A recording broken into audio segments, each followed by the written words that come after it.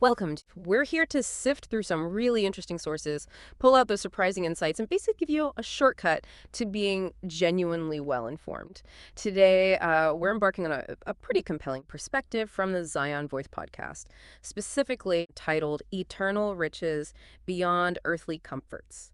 And, it touches on something so universal, doesn't it? That experience of growing up where our culture, sometimes subtly, sometimes not, teaches us the goal is, well, comfort, security, getting stuff. It's that constant chase, right? The next promotion, the bigger house, the nicer car, the latest gadget. And a lot of the time, it's not really about need. It's more this belief, maybe deep down, that these things, they'll finally bring happiness or, make us feel truly safe.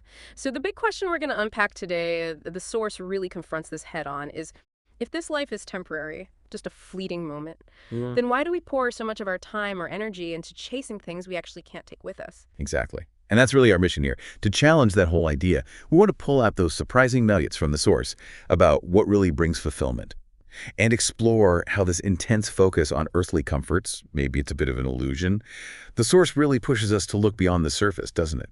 To see what we're actually looking for when we chase material wealth, and ultimately to embrace what it calls an eternal perspective. Oh, and just a quick note, the Zion Voice podcast often uses the term Elohim for the creator. Okay, let's get into this. I mean, it's so human, right, to want comfort, especially when things are tough, when life throws you a curveball. You just want relief. But how does that genuine desire somehow morph into this idea that comfort just equals more stuff? The source seems to say this whole pursuit leaves you empty. Why is that? What's really going on there? Yeah, it's fascinating. The source paints this really stark picture. It says, imagine you acquire every single thing we've ever asked Elohim for, every car, every vacation, every luxury item, and you still wake up feeling empty inside. The really surprising insight here is that the search, it isn't actually for the stuff. It clarifies that what we're truly seeking is happiness, peace, and love. And crucially, it states those things are not for sale. They just exist outside that whole material world. Wow, that really cuts against the grain, doesn't it? I mean, our whole economy, advertising, so much is built on selling comfort, promising happiness through what we buy. So if the source says these ultimate desires, happiness, peace, love, are not for sale, how do we find them then, if not through buying things? Well, that leads us straight into a much bigger concept, the temporariness of this life. It's something we might acknowledge intellectually. Life is short, but do we really live like it's true? The source asks, why do we spend so much energy decorating a temporary space instead of preparing for what it calls the eternal one? Yeah, it's so easy to get caught up in the now, isn't it? The immediate.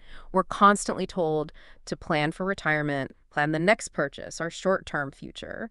But how much thought really do we give to the ultimate future? The source has a really striking way of looking at this. It does, and the analogy it uses is just so powerful, I think. It says, it's like living in a hotel room for a few nights and spending all your energy remodeling it, instead of thinking about the house you're going to live in forever. That really paints a picture of misplaced priorities, doesn't it? And it connects directly to that teaching in Matthew 6. Do not store up for yourselves treasures on earth, where moth and rust destroy, thieves break in, but store up for yourselves treasures in heaven, because where your treasure is, there your heart will be also. The source really emphasizes that when we connect deeply with the Creator, with Elohim, something fundamental shifts. Your priorities just naturally reorder themselves. Your vision gets clearer. And suddenly, life isn't just about getting by. It's about living with purpose, investing in what actually lasts. Okay, so if this connection with the Creator is genuinely that transformative, how does it practically change someone's life? I mean, beyond maybe praying more sincerely or reading scripture more often, what's the tangible day-to-day impact on well-being? The source describes it as a pretty profound upgrade. And it's not just spiritual. It affects you mentally, even physically. It's like a total recalibration of how you experience everything. For example, it claims that stress doesn't own you anymore when you have that peace from Elohim. It's like an internal anchor, yeah, even when things outside are chaotic.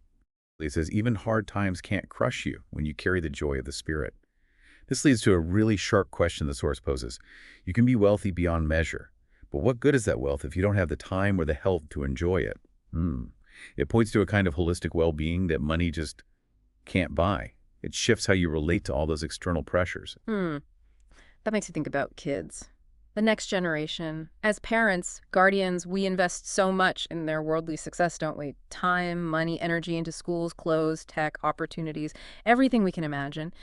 But how does this perspective apply to raising them, to preparing them for that eternal future the Source talks about. Right. And this is where the Source draws a really stark contrast. Maybe even a little unsettling. It asks, point blank, how much do we really invest in their spiritual growth? How much time do we genuinely spend teaching them to hear Elohim's voice, to seek his will, to value the eternal over the temporary? And it stresses the urgency here, because kids today, they're growing up in a world that's just louder, more distracting, and more deceptive than ever before. The consequence, the Source states it pretty bluntly, is if they don't know who they are in the Creator, they will let the world tell them who to be. It's a really powerful call to check our own priorities in how we're raising them. Are we equipping them with what truly lasts? Which brings us to another really critical point the Source raises, one that's often overlooked, I think. This connection between spiritual emptiness and the mental health crisis we're seeing globally. It's such a paradox, isn't it? We're supposedly more connected digitally than ever, yet people report feeling lonelier, more anxious, more depressed. Absolutely. The rates are staggering. Anxiety, depression, this sort of pervasive hopelessness. And the unspoken truth, according to the Source, is that so much of this pain is rooted in spiritual disconnection. The core idea presented is that humans were fundamentally created, maybe engineered, for connection with Elohim, to walk with the Creator. And when that connection is broken, when that design principle is violated, our souls feel it. It signals through anxiety, depression, even if we don't consciously connect it to that root cause. This really explains why someone can seemingly have everything the world offers and still be absolutely miserable inside. Because the soul, as the Source puts it so clearly, doesn't run on money. The soul runs on purpose, on truth, on the love of Elohim. Material things just operate on a completely different frequency. They can't fill that void. Okay, so let's bring this right back to you, the listener. Thinking about your own life, your goals, your habits, your plans, what's the call to action here? How does the Source suggest we, well, realign ourselves? It presents a very direct challenge, almost confronts you with it. Am I investing more in my temporary comfort or in my eternal future? And it suggests that when we actually get this alignment right, when our relationship with the Creator becomes the absolute center, then everything else finds its right place. Now, this isn't about suddenly abandoning all earthly responsibilities or ignoring practical needs. Not at all. It's about a fundamental shift in our primary focus. And the result, it argues, is pretty profound. We stop chasing things that won't last, and we start living for what matters most, finding that real grounding purpose. That is such a powerful, practical thought, and it really does echo the scripture mentioned earlier, Colossians 3:2. Set your minds on things above, not on earthly things. It really does.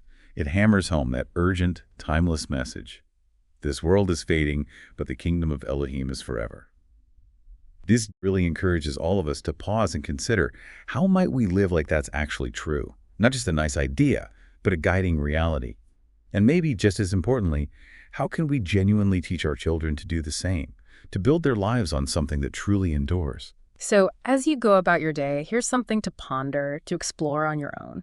Let's try to stop letting the world constantly distract us from this profound truth that our real home, our ultimate belonging, is with the Creator. And the sooner we truly live like that's real, the more joy, purpose, and genuine peace we're likely to find. Not just someday, but right here, right now.